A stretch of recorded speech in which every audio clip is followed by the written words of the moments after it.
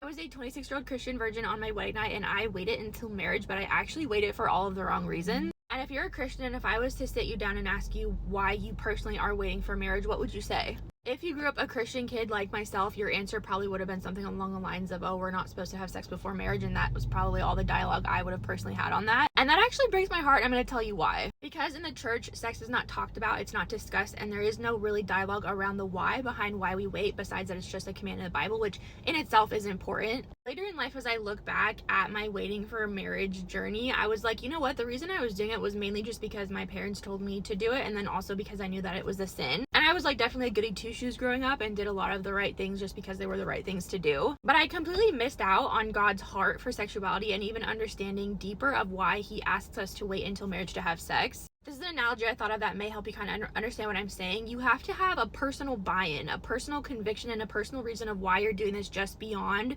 someone told me not to do this. Here's an example. I went to a ministry school growing up, and you could always tell the kids whose parents paid for their tuition because they didn't have a personal buy-in. They were the kids that were leaving class early, not showing up, and barely graduated. On the other hand, you could see the kids who paid for the school themselves. It meant so much more to them. They were so much more invested. They were more consistent, and they showed up when times were hard. And I think that applies into your journey of waiting for marriage as well. Because if your reason for waiting is just because your parents told you not to, surprise, surprise, your parents are not the ones who are living your actual life. And in the heat of the moments when you have the opportunity to have sex with someone or to be physical with someone in that way and you're waiting, their conviction is not going to be strong enough for you. That's why I've started this whole page, and this page has turned into basically like we need to understand God's heart for sexuality, his why behind it, because everything that's important to God should be important to us. He doesn't just make rules because he wants us to be bored and to not have fun and not experience sex. He makes these guidelines to protect our heart, our body, our soul, and our spirit.